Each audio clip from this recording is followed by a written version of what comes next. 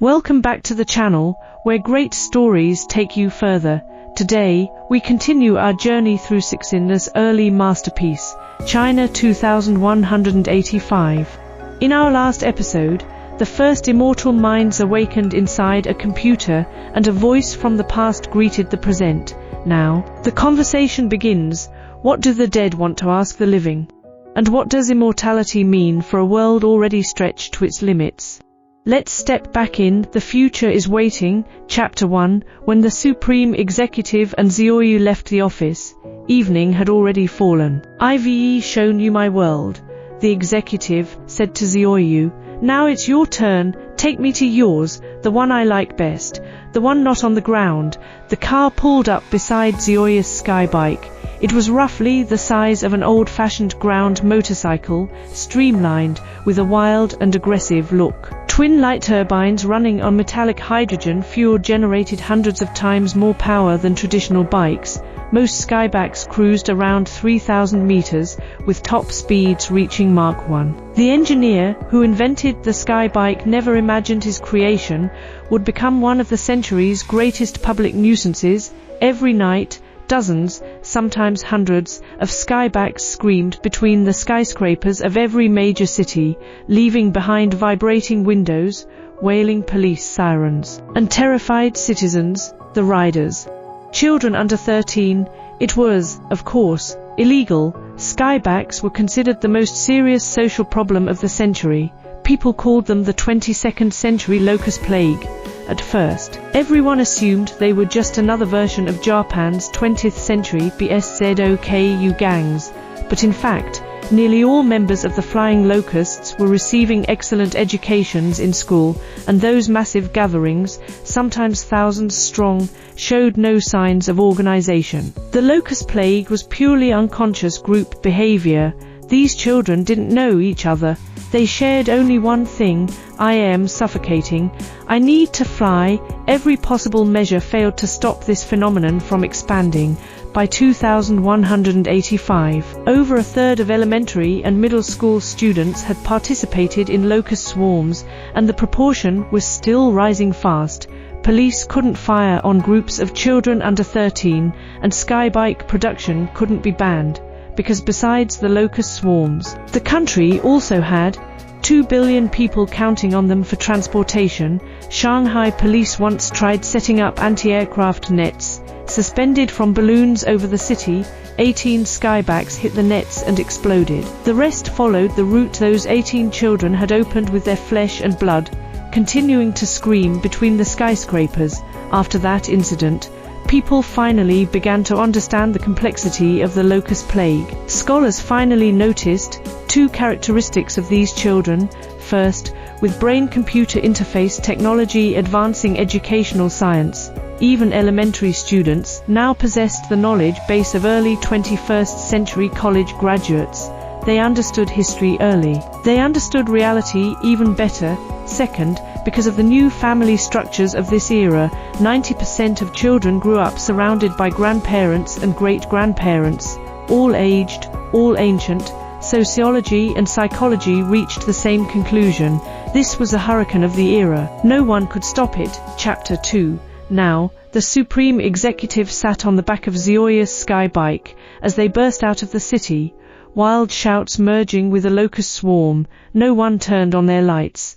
They sailed silently under the brilliant stars. The executive felt her heart press close to the hearts of the children flying around her. In that moment, under the night sky full of stars, they all understood each other. "Auntie," Xiaoyu said, "I want to say something really boring now. Don't tell those damn reporters."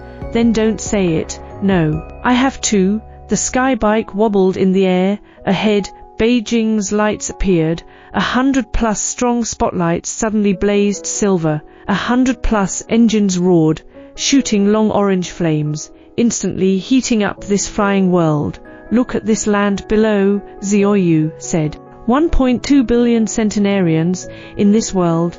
supercomputers made experience less valuable. Young people, with their creativity and adaptability to a rapidly changing world, had completely replaced the middle-aged and elderly in competition. 200 million young people occupied every corner of society, economy, and administration. Society was run by the young. But this land still showed no vitality.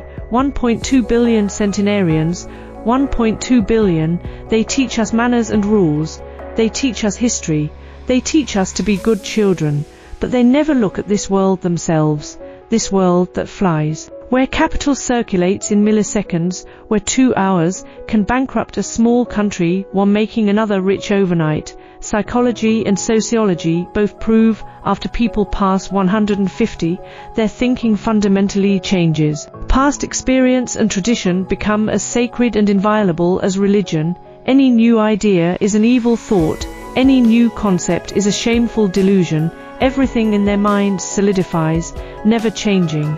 Like iron that won't dissolve in water, these old people form the foundation of society. They've left the front lines, but every moment, through channels like the family, they transmit their dead energy into society. This is a rotting desert. Young vitality flows through it like streams on sand, destined never to stay. Red light, blue light, purple light, green light. The Skybikes scattered like exploding fireworks. What can we do? Zioya's voice was desperate. We can't increase the proportion of young people. There are already 2 billion. Here, population explosion on one side, societal aging on the other. Tell me, Auntie, what can you do? The executive was silent for a moment. I move inch by inch, she said finally. I am like an insect walking on a web woven for thousands of years. Every step tangles me tighter. I tell myself, it can't go on like this, it can't. Then what? Zioyu asked. You have Skybikes, that's amazing. But what do I have? The roar of Skybikes echoed over the ancient eastern city, like the frantic shouting of a giant suffocating under a mountain. On this summer night, the magma of life, pressed down so hard, erupted through a tiny hole, screaming wildly, until another light appeared in the sky, a police helicopter. The Skybikes scattered. Tonight's flight party was over. Chapter 3. 5 days after the Supreme Executive issued the AAA order, the State Executive Committee convened. The committee members stared in surprise at the red wine on the conference table. Soon, delicate birthday cakes were placed before them. The assembled leaders realized something unusual was happening. The Supreme Executive spent an hour and a half detailing the process of issuing and executing the AAA order. Everyone agreed that issuing the order and activating seismic base No. 1 had been correct. After the science advisor detailed the assessment procedures and outline, the assessment report appeared on a large screen. All 6 assessment groups, from their respective professional perspectives, gave the same judgment. These 6 programs reproduced human brain systems in circuits. 6 people had indeed been resurrected in computers. Silence filled the conference room. Then a lighter clicked, a red candle on a birthday cake ignited. People began silently clinking glasses, drinking one after another. No one spoke. Everyone's eyes were wet. Silently, they toasted all humanity. Today is humanity's 2nd birthday. Someone said, let's drink to immortality. An ancient wish, as old as humanity itself, had been fulfilled today. 6 people had achieved immortality on the timescale of individual human lifespans. Their immortality announced the immortality of all humanity. Although the resurrected could now only live in computer memory, human organ cultivation technology was already mature. Downloading memory from computers to biological brains was imminent. Complete physical resurrection was only a matter of time. The room erupted in celebration. They stood at a threshold in human history, on the other side of which lay an unimaginable civilization. Chapter 4. But when the Supreme Executive returned to her office, her terminal connected to seismic base No. 1's central computer, she didn't celebrate these past days. She had read extensively in the library, the photos of early founding leaders, the red ocean of protest crowds. They intoxicated her. Now she felt ready to begin the dialogue. She typed, "Hello,